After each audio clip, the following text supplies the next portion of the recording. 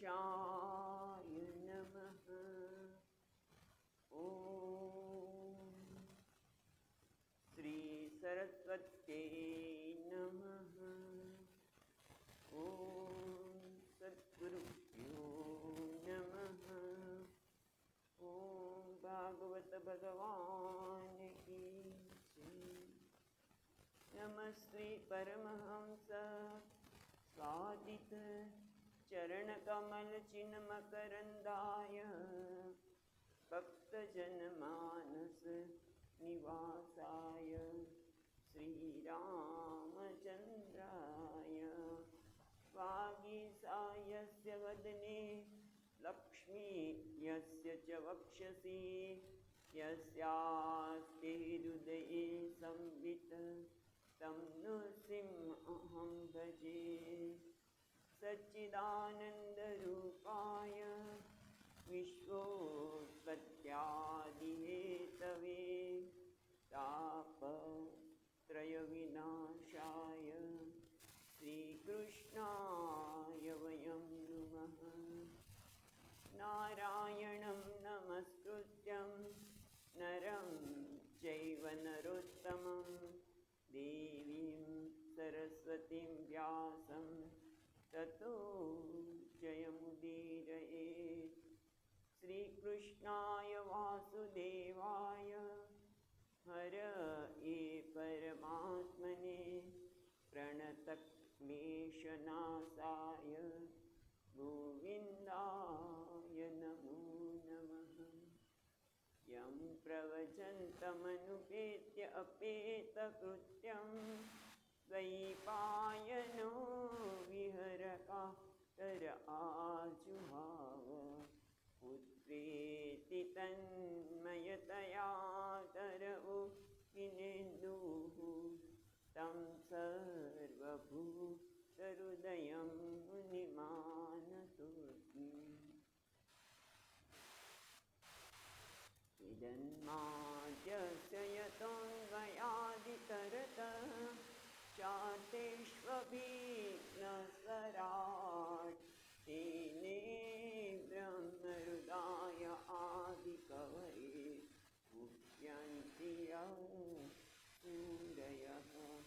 तेजो वारिमृदां यथा विनिमयो यत्र त्रिसर्गोरुषा धाम्नां स्वेन सदा निरस्तकुहकं सत्यं परं धीमहि। नमो भगवते तुभ्यं वासुदेवाय धीमहि प्रद्युम्नाय निरुद्धाय नमः शङ्कर्षणाय च। तो આપણે ત્રીજા સ્કંદના ચોથા અધ્યાયમાં પ્રવેશ કર્યો। ઉદ્ધવજી અને વિદુરજી તો આ યુદ્ધ શરૂ થાય પહેલાં જ યાત્રાએ નીકળી ગયા છે અને ઉદ્ધવજી બદ્રિકાશ્રમ જઈ રહ્યા છે ત્યારે બંને યમુના કિનારે મળે છે અને બધાની કુશળતા પૂછી રહ્યા છે વિદુરજી। અને એમણે બતાવ્યું કે કૌરવકુળનો નાશ થયો છે, મોટાભાગના લોકો નાશ પામ્યા। યુધિષ્ઠિર છે અત્યારે રાજ્ય ધર્મ પ્રમાણે ચલાવી રહ્યા છે અને ત્યાર પછી ભગવાનની ઈચ્છાથી યદુકુળનો પણ જે નાશ થઈ રહ્યો છે એની વાત કરી કે ભગવાનની ઈચ્છા તે બધા પ્રભાસ પાટણ ગયા છે, ખૂબ બધું દાન કર્યું। એટલે આ ભગવાનની માયા કેવી કામ કરે છે। એક બાજુથી બધાને આદર આપ્યો છે, બ્રાહ્મણોને જેટલું દાન અપાય એટલું આપ્યું છે અને ત્યાર પછી પાછા પોતે પ્રસાદ લઈને પછી મદિરા પીવે છે અને મદિરામાં ઉન્મત્ત થઈને અંદરો અંદર લડાઈને પોતાનો નાશ થઈ રહ્યો છે। ત્યારે ભગવાન પોતે સરસ્વતીના કિનારે આવેલા એક અશ્વત્થ વૃક્ષ નીચે બેઠા છે અને ઉદ્ધવજીને કહ્યું તમે બદ્રિકાશ્રમ જાઓ। ઉદ્ધવજી કહે છે મારાથી ભગવાનનો વીર સહન થતો નહોતો થતો, એટલા માટે હું તો ભગવાનની પાછળ પાછળ ગયો અને વૃક્ષ નીચે બેઠેલા ભગવાનના દિવ્ય સ્વરૂપના ચતુર્ભુજ સ્વરૂપના દર્શન કર્યા છે અને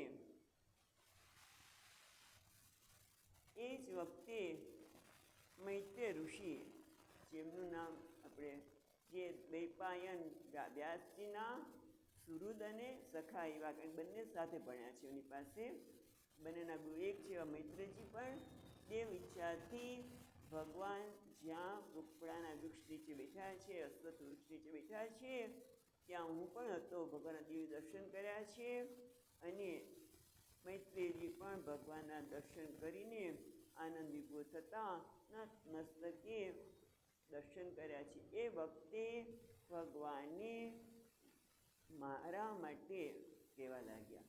ભગવાનજી કહે છે કે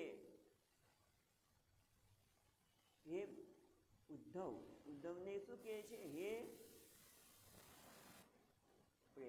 વસુ એટલે પૂર્વજન્મના જે વસુ છે એ આ જન્મમાં ઉદ્ધવ છે એને કહે છે કે અંતઃકરણમાં રહેલો હું ભગવાન સર્વના અંતઃકરણમાં રહેલા છે અને એટલા માટે કહે છે તારા મનમાં તે શું ઈચ્છે છે એ પણ હું જાણું છું અને બીજાઓને દુર્લભ છે એ પણ હું તને આજે આપી રહ્યો છું. આ રીતે કહીને કહે છે કે હે સાધુ પુરુષ ઉદ્ધવ, તારા જન્મો તારા અનેક જન્મો થયા એમાં આજે આ છેલ્લો જન્મ છે. એ મારા અનુગ્રહથી પ્રાપ્ત કર્યો છે, માટે મારા એકાંતમાં રહેલા એ દિવ્ય ચતુર્ભુજ સ્વરૂપના તે દર્શન કર્યા છે. અને પછી ઉદ્ધવજીને કહે છે કે જે અતિ દુર્લભ છે એ હું તને આપું છું. એટલે કયું દુર્લભ વસ્તુ આપી રહ્યા છે ભગવાન? એ 13મા શ્લોકમાં કહે છે કે જે સૃષ્ટિના પ્રારંભમાં નાભિકર્ણમાં બેઠેલા બ્રહ્માજી દ્વારા બ્રહ્માજીને મારો જ મહિમા પ્રગટ કરતો ઉપદેશ આપ્યો, જેને વિદ્વાનો ભાગવત કહે છે. આપણે જોયું ચતુશ્લોકી ભાગવતનો ઉપદેશ ભગવાને બ્રહ્માજીને આપેલો, એ જ આજે હું તને ભગવાન કહે છે હું આપવાનો છું. જ્યારે આવું કહેવામાં આવ્યું ત્યારે મને ખૂબ આનંદ થયો કે ભગવાને મારો સ્વીકાર કર્યો છે અને એટલા માટે હું એકદમ રોમાંચિત થઈ ગયો. ઉદ્ધવજી કહે છે અને તૂટક વાણીમાં બોલાતું પણ નહોતું, આંખમાંથી અશ્રુ પ્રવાહ થવા લાગ્યો અને પહેલાં તો મેં ભગવાનની પ્રાર્થના કરી. 15મા શ્લોકમાં 15 શ્લોક સુધી ગઈ વખતે આપણે જોયું છે. તો 15મા શ્લોકમાં કહે છે કોન વિશતે પાદ સરોજ ભાજા સુદુર્લભો અર્થેષુ ચતુષુ પીહ. એટલે કે ભગવાન તમારા ભક્તો માટે ચારે પુરુષાર્થ સરળ છે. તમારા શરણે આવેલા તમારા ભક્તોને બધું જ પ્રાપ્ત થાય છે. ધર્મ, અર્થ, કામ, મોક્ષ એ ચારેય પુરુષાર્થ તમારા ચરણ કમળને ભજનારો માટે આ જગતમાં દુર્લભ છે. એટલે કે દુર્લભ નથી, બધાને એ સરળ છે. છતાં પણ હું આપની પાસે આમાંથી કોઈ પુરુષાર્થ ઈચ્છતો નથી, મને મોક્ષ પણ નથી જોતો. પણ મને શું જોઈએ છે? ભગવત પાદાબ. છેલ્લી લીટીમાં કહે છે ભગવત પાદામ ભોજ નિષેવણ ઉત્સુક. ઉત્સુક એટલે ઉત્સુક છું. હું ઈચ્છું છું કે ભગવાન આપના ચરણની સેવા કરવા મળે. હવે આ ગયા પછી ઉદ્ધવજી પ્રાર્થના કરીને કે મને કંઈ જોઈતું નથી, આપના ચરણ કમળની સેવા જોઈ છે. એટલે હવે ઉદ્ધવજી અઘટમાન આચરણ દર્શયતી. ભગવાનના જે અઘટિત, અસંભવિત, જે શક્ય નથી એવા આચરણનું વર્ણન કેટલાક શ્લોકમાં કરે છે. આમ તો 3. તો 16મા શ્લોકમાં કહે છે, આપણે જોઈએ કર્માણ્યસ્ય ભવો ભવસ્ય તે દુર્ગાશ્રયો અથારિ ભયાત પલાયનમ કાલાત્મનો યત્ર મદાયુતાશ્રયઃ સ્વાત્મન રતિ ખિદ્યતિ ધીર્વિદામિહ.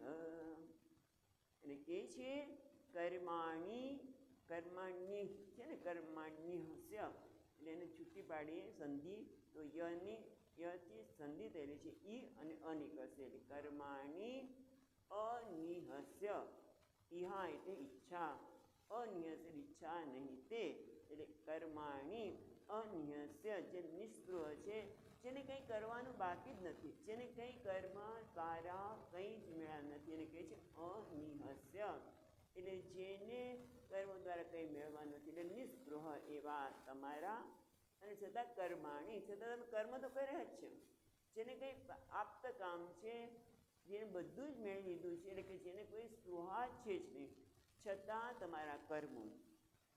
એટલું જ નહીં, ભવઃ અભવસ્ય તે, તમે અભવઃ એટલે જે અજન્મા છે, અભવઃ એ અજન્મા, ભવ એટલે જન્મ, જે અજન્મા છે એનો જન્મ, જેને કંઈ મેળવવાનું નથી એના કર્મો, અને દુર્ગાશ્રય અથ હરિભયાત પલાયન, દુર્ગાશ્રય, દુર્ગનો આશ્રય લીધો.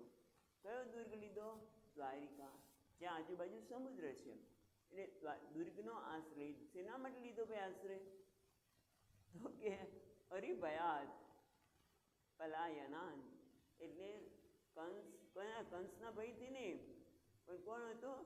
આપણે જરાસંઘ વગેરેના ભયથી પલાયન, એનાથી તમે રણછોડ બન્યા, એટલે નામ આપ્યું રણછોડ. પલાયનાન, તમે દુશ્મનના ભયથી જાણે કે શબ્દ વાપરવો જોઈએ, નથી આપ્યો અહીંયા, પણ તમે દુશ્મનના ભયથી પલાયન થઈને દુર્ગાશ્રય, દ્વારિકાના દુર્ગનો આશ્રય લીધો.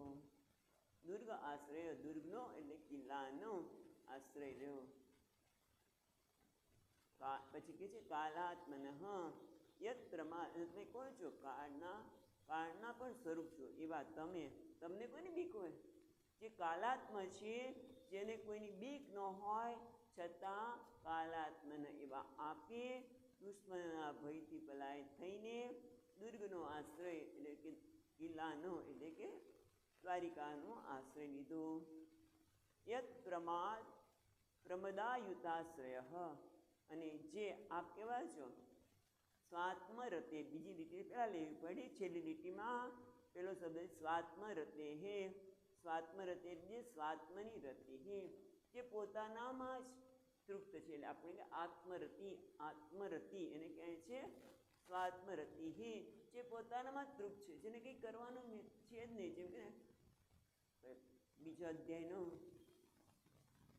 પ્રજહાતિ અદાત્માન સર્વાન પાર્થ મનોગતા આત્મના તુષ્ટ, જે આત્મના, જે પોતાનાથી તૃપ્ત છે, એટલે કે સ્વાત્મની રતે હે, જે આત્મરામ છે, જે સ્વાત્મરતિ છે, એવા તમે, એને કોઈ આનંદની આવશ્યકતા નથી. આત્મરતિ કહીને એ બતાવે છે કે આત્મામાં પોતે રત છે, એટલે પોતાનાથી જ પ્રસન્ન છે. જેને આવા હોય એવા, પોતાનામાં જ પ્રસન્ન છે એવા, એમણે શું કર્યું?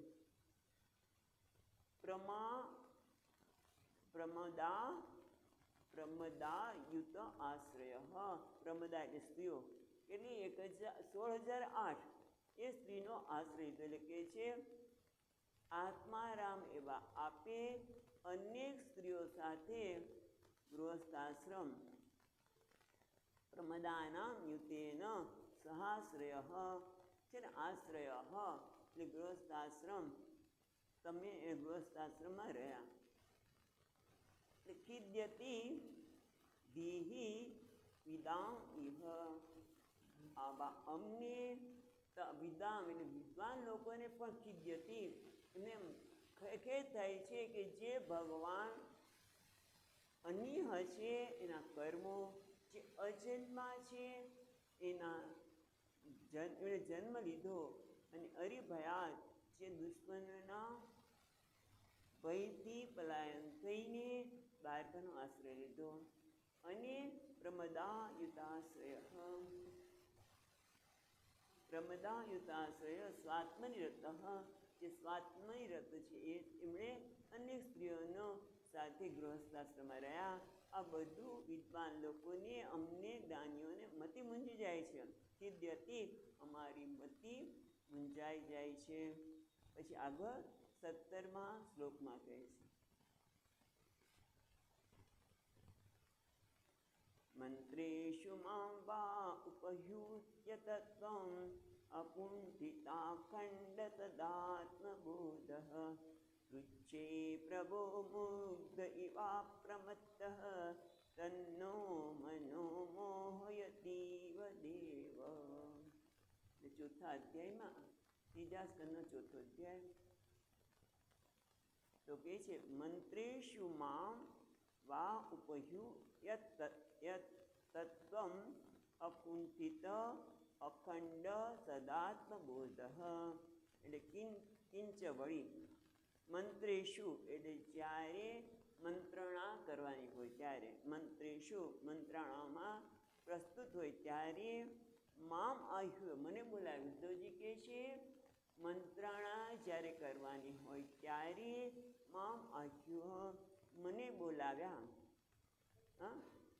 મામ ઉપહ્યુ એટલે બોલાવવામાં આવ્યા અને આપંચો અકુંઠિત અખંડ સદાત્મબોધ. અકુંઠિત જેની બુદ્ધિ કુંઠિત નથી. એટલે તમે જો સમય આવે ને એટલે આપણે બધું ભૂલી જવા માંડીએ. સ્વામીની હવે આ રૂમમાંથી બીજા રૂમમાં જઈ લેવા ગયા હોય બીજા રૂમમાંથી કંઈક વસ્તુ અને બીજા રૂમમાં જઈએ ત્યાં ભૂલાઈ જાય. એટલે કેવી છે કાળના કારણે પણ વ્યક્તિની બુદ્ધિ કુંઠિત થઈ જાય છે, ભૂલાઈ જાય છે કે હજી આમ ગયા શેના માટે ગયા હતા, ભારે યાદ આવે ને કંઈક લઈએ. પણ તમારી બુદ્ધિ કેવી છે અકુંઠિત એટલે કાળ વગેરે દ્વારા ખંડિત થઈ નથી. એટલે અખંડ એટલે ખંડિત નથી તેવી સદાત્મના એટલે સદાત્મા છે ને સંતતમ સદાત્મા એટલે સંશયાદિ રહિત એટલે કે તમારા સંશય વગેરે રહિત એવી આપણી બુદ્ધિ જે અખંડ છે અકુંઠિત છે એટલે કુંઠિત થઈ નથી, જેને બધું ખ્યાલ છે.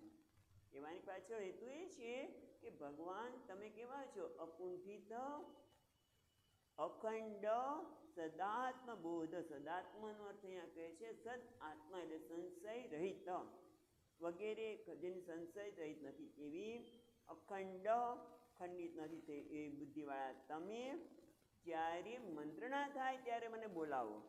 અને શું છે પૃચ્છે પ્રભુ, હે પ્રભુ તમે મને ત્યારે પૂછ્યા કરો છો. મુગ્ધ ઇવ અપ્રમત્ત અને પાછા કેવા મુગ્ધ.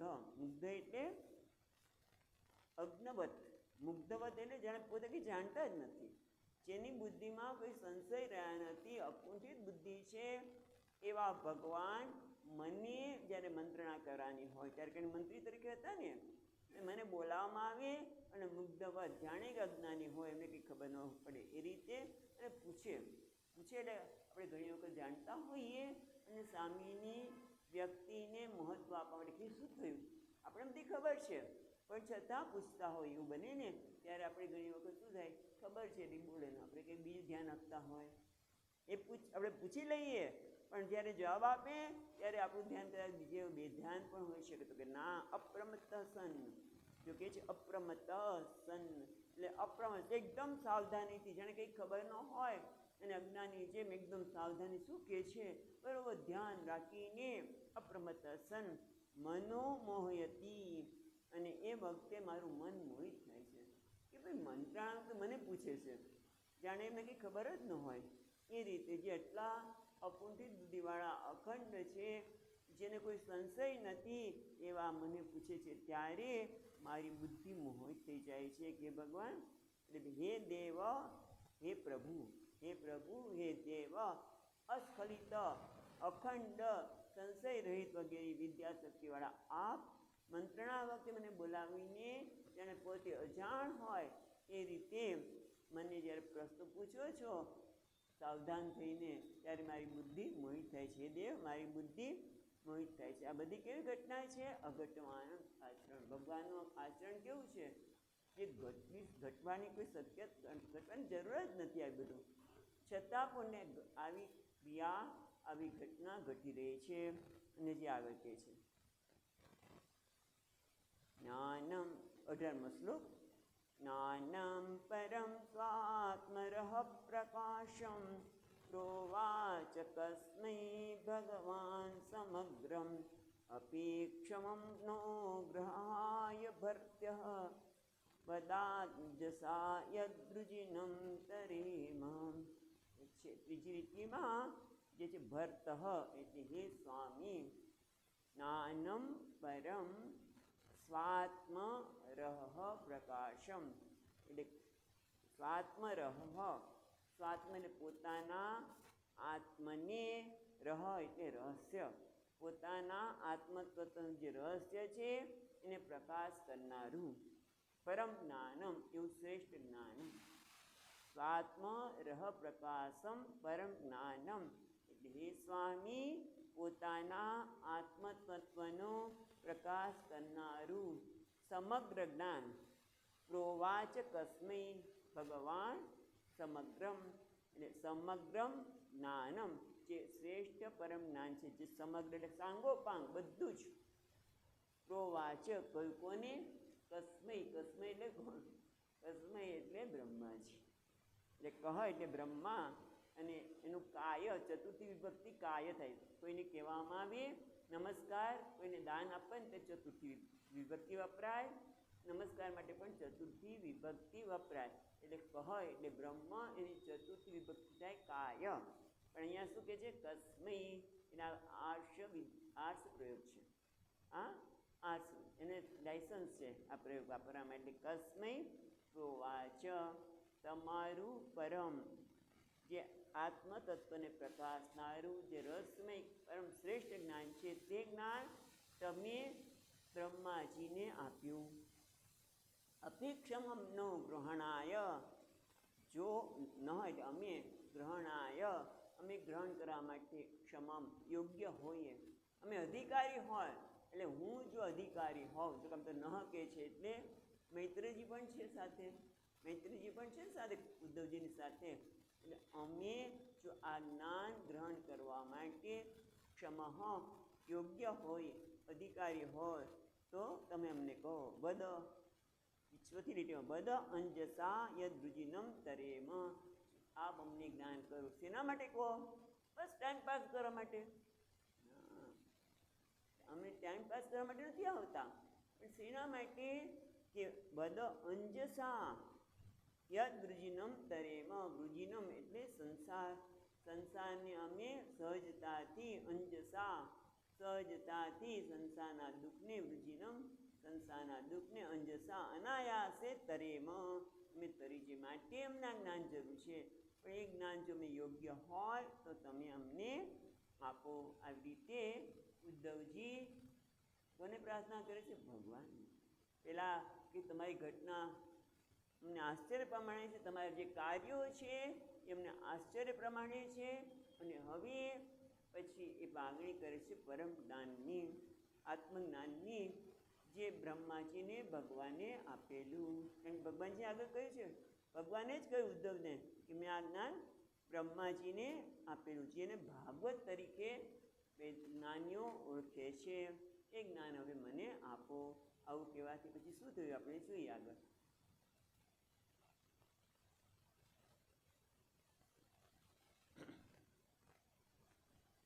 ઇત્યાવેદિત હાર્દાય મહ્યમ સ ભગવાન પરઃ આદેશ દક્ષા અરવિંદાક્ષ આત્માનમ પરમાં સ્થિતઃ. ઇતિ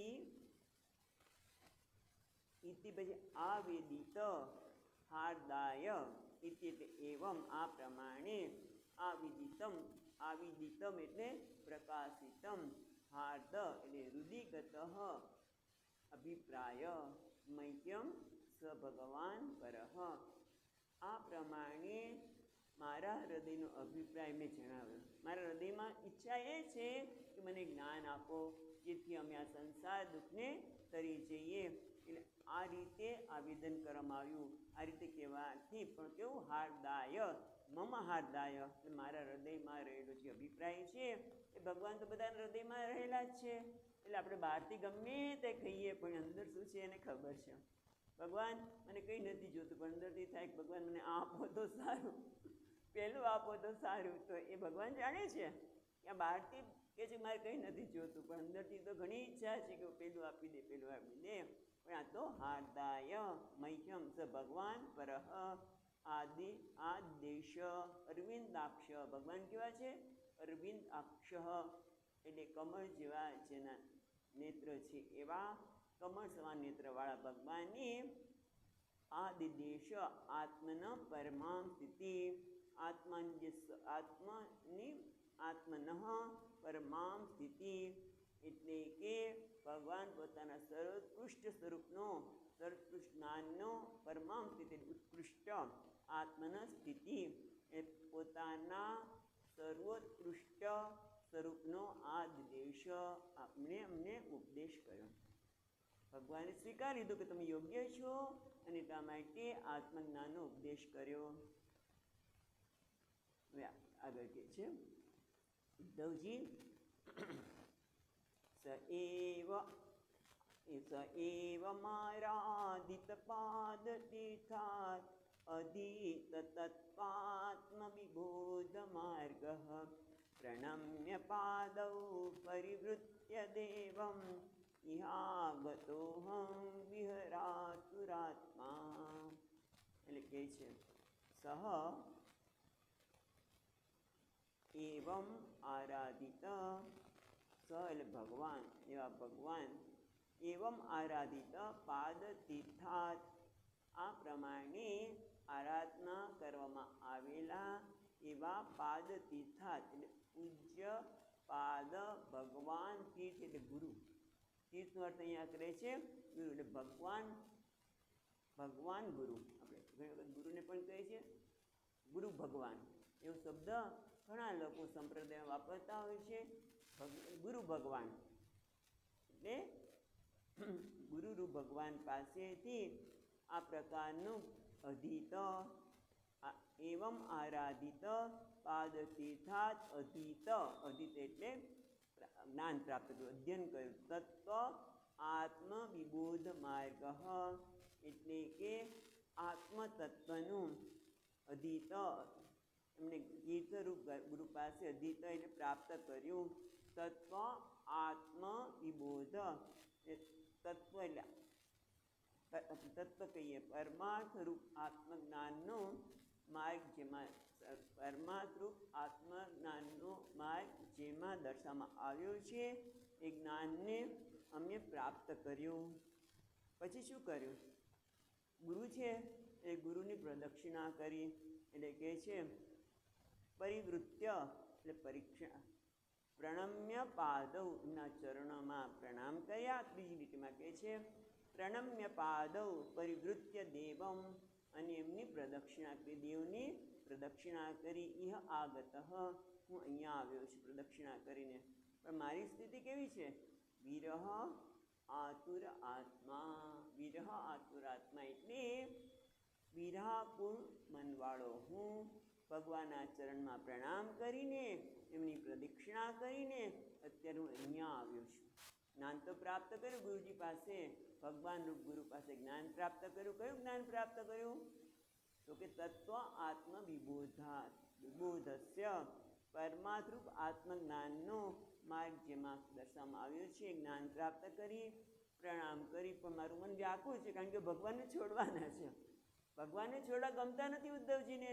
એટલે એમણે કીધું જા બદરી જા, તોય ન ગયા અને ભગવાનની પાછળ પેલા પીપળાના વૃક્ષ પાસે પહોંચી ગયા. હવે જ્ઞાન આપ્યું એટલે હવે તમને જવું જ પડે. એટલે વ્યાકુળ મનવાળા, મનમાં વ્યાકુળ છે, વિરહથી વ્યાકુળ મનવાળો હું પ્રદક્ષિણા કરીને ભગવાનની આજ્ઞા હતી એટલે માટે નીકળી ગયો. હવે શું થયું આગળ કહે છે 21મા શ્લોકમાં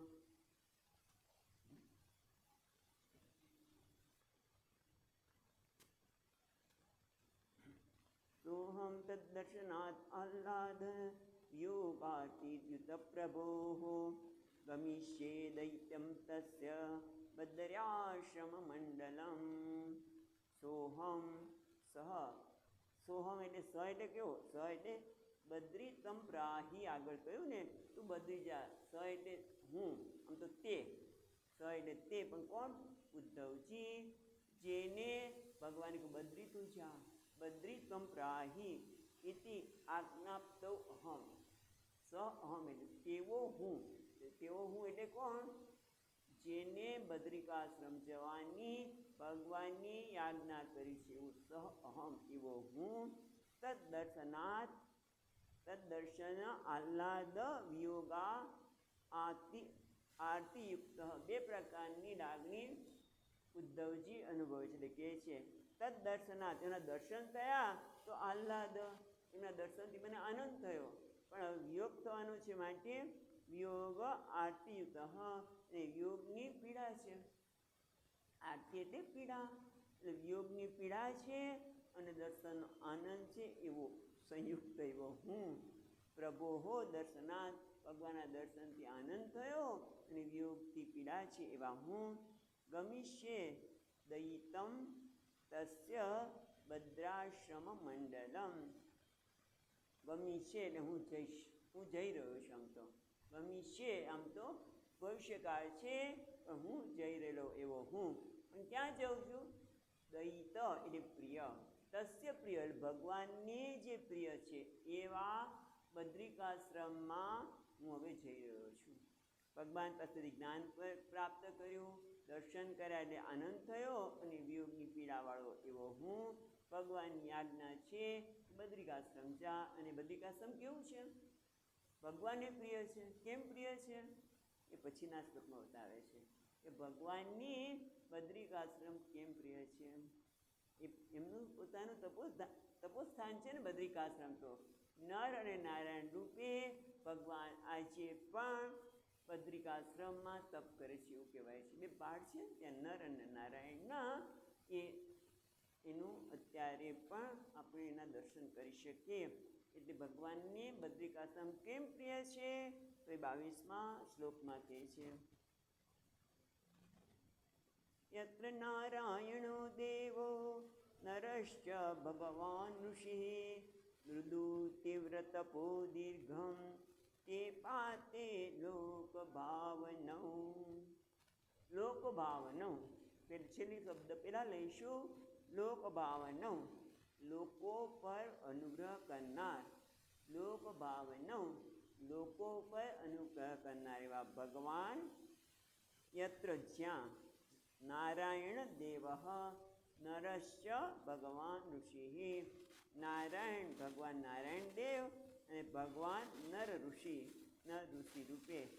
નર અને નારાયણ, નરને અહીંયા એટલે કે છે ઋષિ રૂપે, નારાયણ ભગવાન બંને મૃદુ તીવ્ર તપ દીર્ઘમ તે પાતે એટલે તપ કરી રહ્યા છે. બદ્રિકાશ્રમમાં કેવું કહે છે? મૃદુ. મૃદુ એટલે પર ઉપદ્રવ શૂન્ય, બીજા અન્યને ઉપદ્રવ થાય એવું નહીં. આપણે તપ કરીએ, આપણે કંઈ પણ કરીએ અને મોટેથી આમ કે વગાડીએ, જેમ આ લગ્ન કરે છે લોકો ત્યારે કેટલા અવાજ કરે છે, ધબને કેટલું કરે, બીજા બધાને વિક્ષિપ્ત થાય. બરાબર છે? એટલે કોઈકને વિક્ષિપ્ત ન થાય એવું. મૃદુ એટલે અન્યને ઉપદ્રવ ન થાય તેવું. અને તીવ્ર એટલે દુશ્ચર, જેને આચરણ કરવું મુશ્કેલ છે એવું. કયું? બ્રહ્મચર્ય તપ. કારણ કે ત્યાં બ્રહ્મચર્યનું તપ કરતા હતા અને એટલા માટે ઇન્દ્રને તો બ્રહ્મચર્ય તપ તો બહુ મુશ્કેલ છે, એટલે એ જો બરોબર તપ કરશે તો મારું ઇન્દ્રાસન જશે. અને એટલા માટે અપ્સરાઓને મોકલી. ભગવાન કે તારી અપ્સરા કંઈ નથી, લે આ તને બીજી બે આપું. અમને કોઈ સ્ત્રી વિચલિત નહીં કરી શકે, એટલા માટે તીવ્ર કહે છે. તીવ્ર એટલે જે દુશ્ચર છે, જેને આચરણ કરવું મુશ્કેલ છે એવો તપને દીર્ઘકાલમ કલ્પાંતમ. દીર્ઘ એટલે કલ્પાંતમ કહે છે ને. મૃદુ તીવ્ર તપો દીર્ઘમ, દીર્ઘકાલ કલ્પાંત સુધી. અત્યારે પણ એવું માનીએ છીએ કે બદ્રિકાશ્રમમાં નર અને નારાયણ તપ કર્યા છે. દીર્ઘકાલ એટલે કલ્પાંતમ, કલ્પના અંત સુધી. તે પાતે તપશ્ચરત તપ કરી રહ્યા છે ભગવાન બદ્રિકાશ્રમમાં આજે પણ. કલ્પનાંત એટલે દીર્ઘકાલ એટલે કલ્પનાંત સુધી ભગવાન નારાયણ અને નર એટલે જે ઋષિ રૂપે છે તે બંને જણા મૃદુ, દીર્ઘ અને તીવ્ર તપ કરી રહ્યા છે એવા બદ્રિકાશ્રમમાં મને જવાનું કીધું. એટલે હવે હું બદ્રિકાશ્રમમાં જઉં છું. હવે આગળ સુખદેવજી મહારાજ કહે છે 23મા શ્લોકમાં શ્રી શુક ઉવાચ ઇત્યુદ્ધવાક્યપાકર્ણ્ય સુહૃદાં દુસ્સંપદં જ્ઞાનેના નાશમયક્ષતા શોક ઉત્પત્તિમ મૃદઃ. બહુ સુંદર વાત કહે છે, જે આપણને બધાને લાગુ પડે છે. તો શું કહે છે? બુદ્ધ, પેલા બુદ્ધ એટલે જ્ઞાની, ક્ષતા એટલે વિદુરજી. જે જ્ઞાની એવા વિદુરજીએ, પછી પેલી લીટી લેવાની, પેલી લીટીમાં જાઓ. ઇત્યુ છે ને, ઇત્યુમાં યુ છે એની સંધિ છૂટી પાડીએ તો ઈ અને ઉ નીકળશે. યુ છે એટલે યુમાંથી ઉ અને ઈ એટલે ઇતિ ઉદ્ધવ ઉપાકર્ણ્ય. આ રીતે ઉદ્ધવજીએ જે કહ્યું, શું કહ્યું ઉદ્ધવજીએ? સુહૃદામ દુસ્સહમ બધમ. સુહૃદામ એટલે જ્ઞાતિજનનો અને મિત્રજનો. સુહૃદામમાં બંને આવી જાય, જ્ઞાતિ અને મિત્રજનનો વધમ એટલે નાશ. કારણ કે આખી વાત કરીને કેવી રીતે વધ થયો. કૌરવનો વધ થયો એ બધા એના જ્ઞાતિજનો છે, અને મિત્રો બધા યાદવો, બંનેનો વધ થયાની વાત કરી. યાદવનો પણ અંદર લડીને નાશ થયા, વધ એટલે નાશ, અને કૌરવનો પણ નાશ થયો. બધા સુહૃદામ એટલે જ્ઞાતિઓની મિત્રજનોના વધથી નાશ થઈને દુઃખ તો લાગે જ. કારણ કે દુસ્સહમ એટલે જે દુઃખ સહન ન થાય એવું સંબંધીઓના દુસ્સહ નાશને સાંભળીને વિદુરજીને દુઃખ થયું. પણ તરત જ શું થયું? જ્ઞાનેન શામયત ક્ષતામ શોકમ ઉત્પત્તિમ.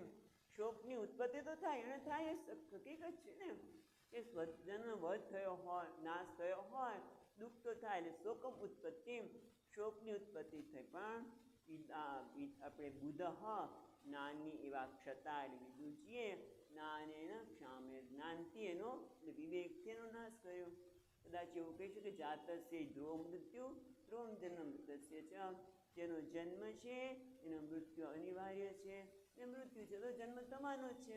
અત્યારે એવું કહી શકાય, કારણ કે આત્મજ્ઞાનની વાત અહીંયા ન કહી શકે છે. ન જાયતે મ્રિયતે વા કદાચિત. અથવા તો બીજો શ્લોક કયો છે 12મા પછીનો?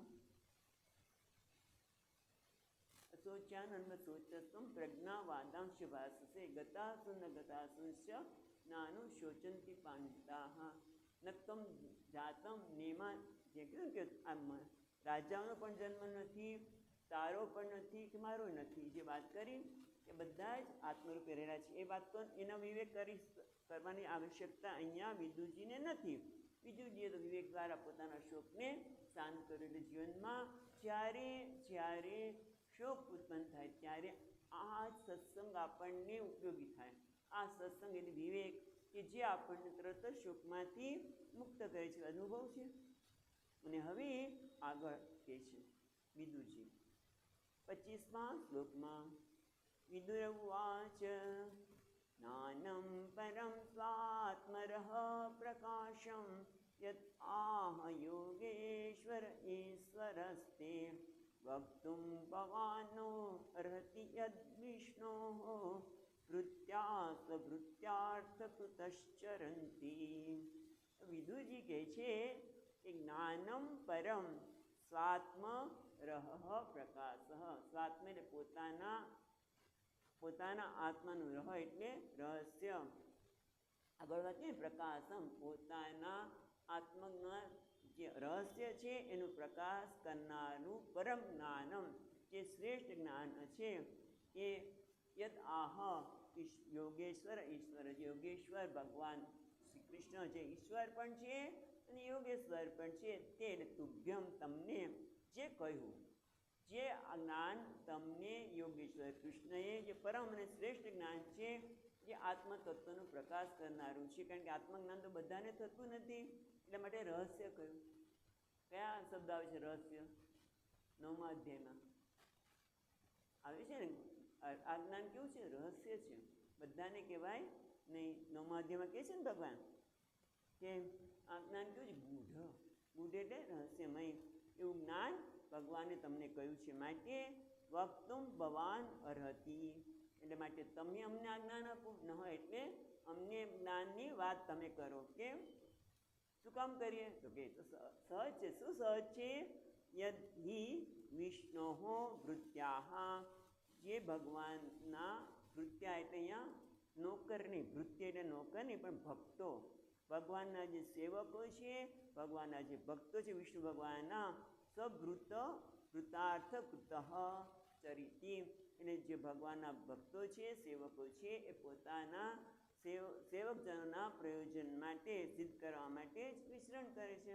જે કૃતાર્થ છો તમે લોકો એટલા માટે ભગવાન પાસેથી જે જ્ઞાન પ્રાપ્ત થયું એ વિશ્વના ભક્તો આપણે વિચરણ શેના માટે કરે છે?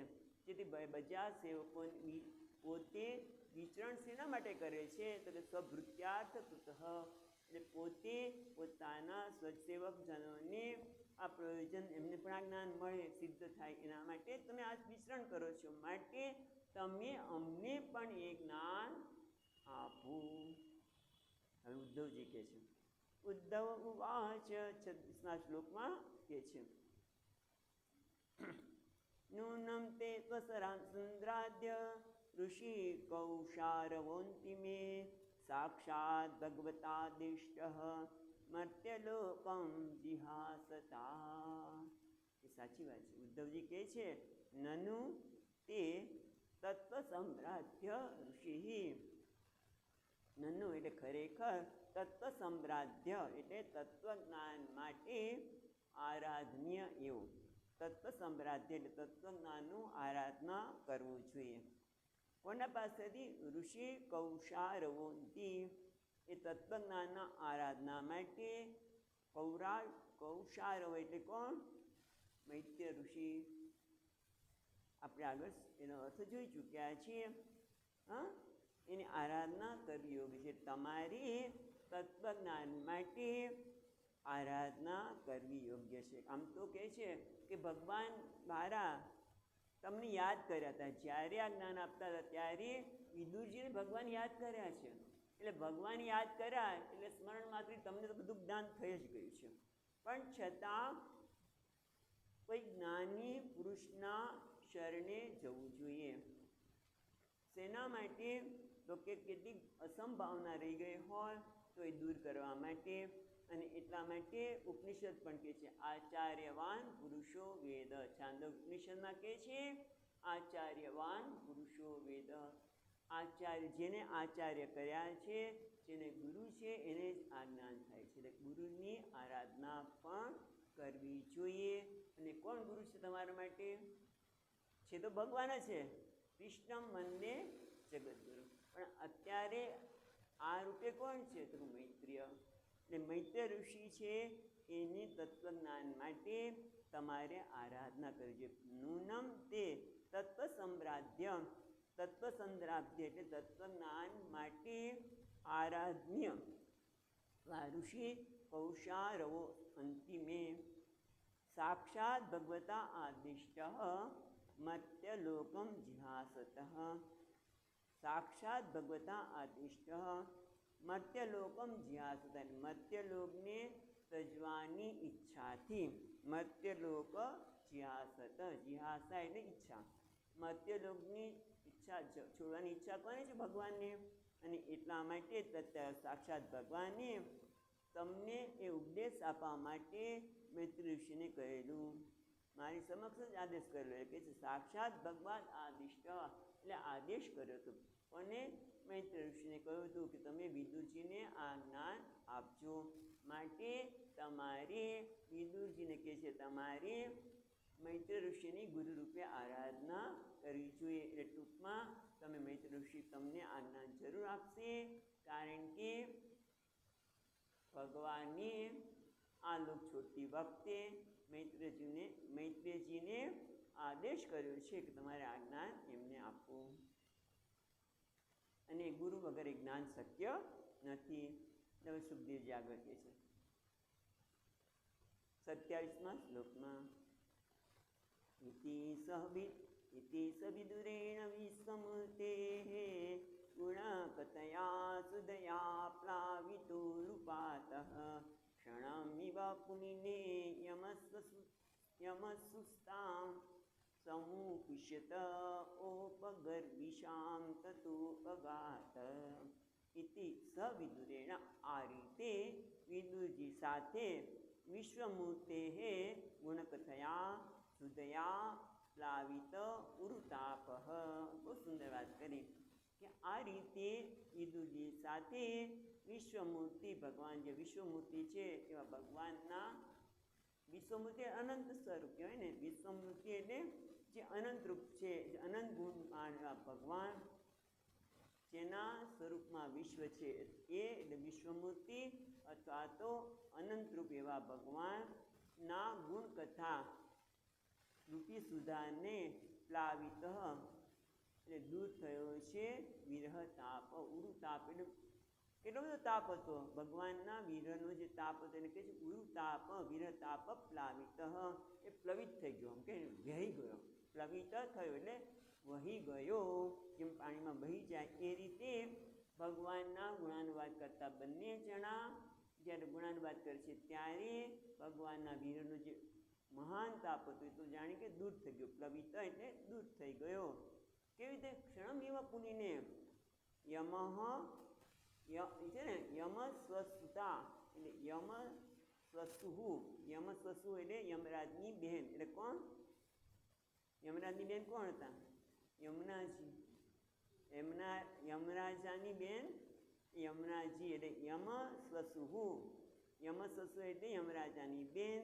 તામ પુલીને એમના આપણે કિનારે, યમુનાજીના કિનારે ક્ષણમ એવા પુલી. ક્ષણમ એવા એક ક્ષણ, આખી રાત નીકળી ગઈ પણ એક ક્ષણમાં જાણે રાત નીકળી ગઈ. કેમ? ભગવાનના ગુણવાદનું કથન કરતા એને ખબર જ ન પડી ગઈ કે આખી રાત્રિ ક્યાં પૂરી થઈ ગઈ. એક ક્ષણ જાણે વીતો હોય એવું એમને લાગ્યું. એટલે કે સમુષિત ઓપગર્વી નિશા. જાણે નિશા એટલે રાત્રિ ક્ષણની માફક સમુષિત એટલે પસાર થઈ ગઈ. સમુષિત એટલે પસાર થઈ ગઈ. કોની? ઔપગર્વી. ઔપગર્વી એટલે શું? ઉદ્ધવજી. પણ કેવી રીતે નામ પડ્યું? ઉપગુહુ. ઉપગુહુ. ઉપગુ એટલે પિતાનું નામ છે ઉપગુહુ અને તે તદ્દિત રૂપ થાય ઔપગર્વી.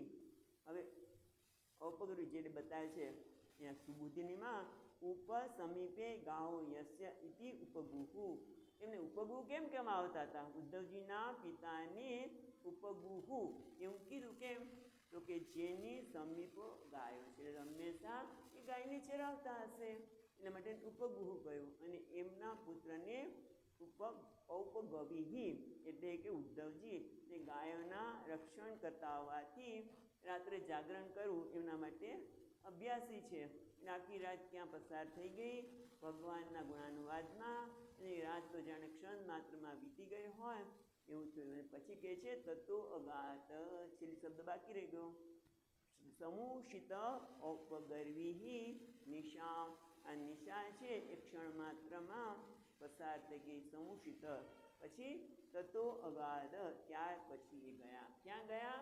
બદ્રિક આશ્રમમાં. વિદુરજી છે ને, વિદુરજીની રજા લઈને હવે પોતે બદ્રિકાશ્રમ તરફ પ્રયાણ કર્યું. બદ્રિકાશ્રમ તરફ ગયા છે.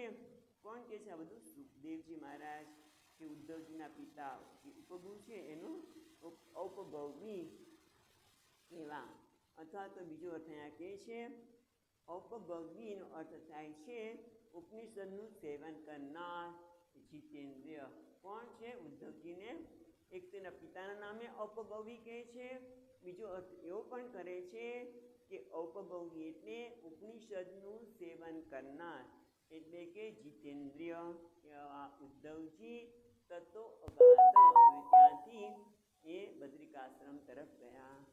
આખી રાત બંને જણાએ ભગવાનના ગુણાનુવાદનું કથન કર્યું. કારણ કે જોયું આપણે કેવી કેવી વાતો કરી કે ભગવાનના આવા કાર્યો મને વિસ્મય પમાડે છે. એટલે ભગવાનની જ વાત કરીને ભગવાને મને બોલાવે મંત્રણા કરવા માટે, જેને બધી ખબર છે અને જાણે પોતાને કંઈ ખબર ન હોય ઉદ્ધવજી આપણે આનું શું કરીશું. એટલે કે એ બધું મને આશ્ચર્ય પ્રમાણે છે. આવી સુંદર સુંદર ભગવાનની વાતો કરતાં કરતાં રાત્રિ પસાર થઈ ગઈ છે અને એ ત્યાં ગયા છે. એટલે હવે પરીક્ષિત રાજાને પ્રશ્ન થયો કે ત્યારે ઋષિનો શ્રાપ લાગ્યો. આમ તો ઋષિનો શ્રાપ નથી, ભગવાનની ઈચ્છા હતી એટલે મારે ઋષિએ શ્રાપ આપ્યો આખા કુળનો નાશનો. બરાબર? તે કુળમાં ભગવાન પણ પોતે સ્વીકાર્યો, પોતે કુળના જ વ્યક્તિ છે એટલે ભગવાને પણ ત્યાંથી શરીર ત્યાગ કરવા માટે વિચાર કર્યો. એટલે ભગવાને પોતે કર્યો, બધા અધિરથીઓ છે એણે પણ કર્યો, તો પછી ઉદ્ધવજી કેમ બાકી રહ્યા? ઉદ્ધવજી પણ એમાં જ આવવા જોઈએ ને, તો ઉદ્ધવજી કેમ બાકી રહ્યા? સુંદર પ્રશ્ન કરે છે કે ભાઈ ઉદ્ધવજીને કેમ બચી ગયા? એ બધાએ પોતે ભગવાન પોતે શરીરનો ત્યાગ કર્યો, મનુષ્ય શરીરનો, તો ઉદ્ધવજી કેમ બાકી રહ્યા? 28મા શ્લોકમાં એક વાંચી લઈએ. રાજો ઉવાચ નિધનમ ઉપગતેષુ વિષ્ણુભોજે અધિરથ યુતપેષુ મુખ્યઃ તતુ કથમ અવશિષ્ટ ઉદ્ધવો યઃ યદ્ધ હરિરપિ તત્યજ્ય આકૃતિમ ત્રયદિશઃ. નિધનમ ઉપગતેષુ વિષ્ણુભોજેષુ અધિરથ યુથપેતેષુ મુખ્યઃ.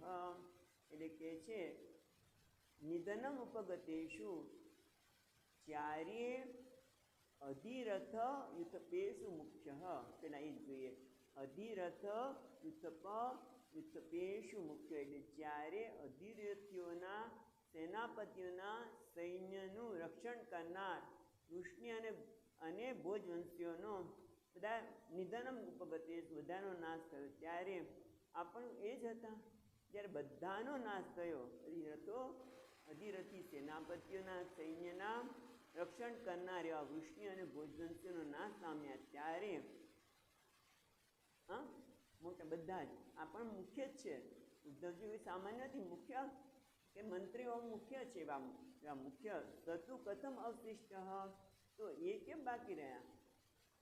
પછી કહે છે ઉદ્ધવ યહ હરિરપી છે ને, યહ પછી ધ છે, હા, યદ હરિરપી, યદ હરિરપી, ધ છે, હનો ધ થયો છે, અને યદ દનો ત, યદ હરિરપી તત્યજ્ય આકૃતિમ ત્રયધીશ. ત્રયધીશ એટલે ત્રણ અધિપતિ, ત્રયધીશ એટલે બ્રહ્મણ શાપેન નિધન પ્રાપ્તિશું, જ્યારે બ્રહ્મના શાપથી મૃત્યુને પ્રાપ્ત થયા એવા બધા જેના શાપથી ત્રયધીશ એ ત્રણેય દેવતાના ઈશ્વર, ત્રણેય બ્રહ્મા વિષ્ણુ અને મહેશ, એના પણ જે ઈશ્વર છે એવા શ્રી હરિ શું કહે છે? શ્રી હરિ આકૃતિમ તત્યજ્ય, એવા ભગવાન હરિ પણ આકૃતિ એટલે મનુષ્યાકાર, મનુષ્યના આકાર રૂપે જે વિગ્રહ ધારણ કર્યો તો તત્યાજ, એનો પણ ત્યાગ કર્યો. જ્યારે બધું થયું ત્યારે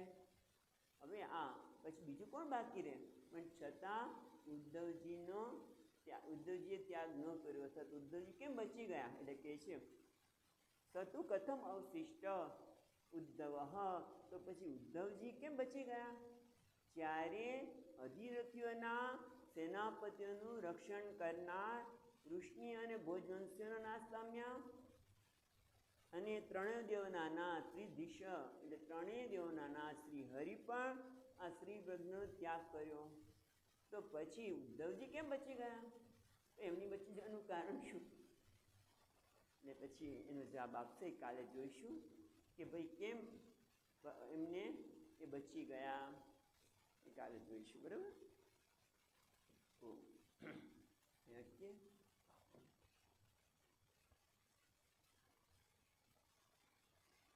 સચ્ચિદાનંદ રૂપાય વિશ્વોત્પત્યાદિ હેતવે તાપત્રય વિનાશાય શ્રી કૃષ્ણાય વયં નમઃ.